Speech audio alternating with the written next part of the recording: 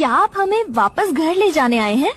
बच्चे, सतयुग और त्रेता युग में तुम पावन थे। द्वापर युग से विकारों की शुरुआत हुई। अब कलयुग के अंतिम समय में तुम पतित बन चुके हो।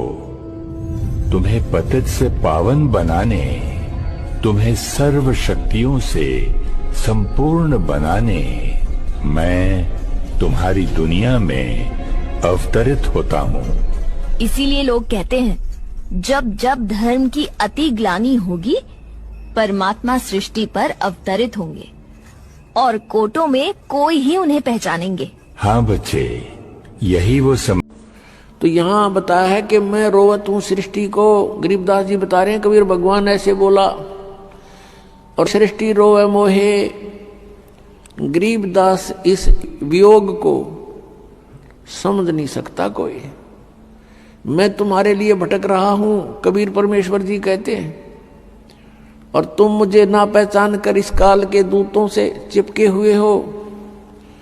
इस काल के ही भगवानों से तुम चिपके हुए हो और मुझे नहीं पहचान रहे, और तुम मुझे खोज रहे हो, तुम मुझे ढूंढ रहे हो, लेकिन मुझ तक ना पहुंचकर इन काल के ही इन अवतारों तक तुम वहीं चिपके रहते हो, क्योंकि तुम्हें ज्ञान नहीं। अब मैं ज्ञान बताने आया हूं, अब तुम सुनते नहीं।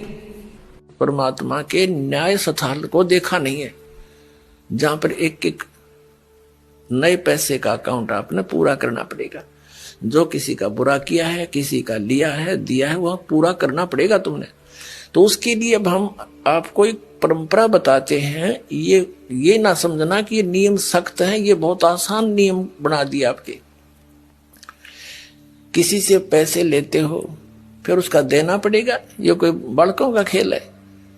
जैसे कोई रिश्वत लेता है या किसी और 2 नंबर से बकवाद करके किसी से ठग लेता है, वो पैसे उसने देने पड़ेंगे। इसमें ना किसी और जन्म में वो दामाद बन के ले जाएगा और खुश होकर देने पड़ेंगे और कई गुना हो जाएंगे तब तक। तो सिर में दर्द करने की आवश्यकता नहीं है। ये बिना ज्ञान के हम ऐसा करें। नौकरी, घर परिवार, सब कुछ त्याग दिया ऐसे महान संत जो परमार्थ के लिए अपना सर्वस्व वार दे, इस धरा पर यदा कदा ही प्रकट होते हैं।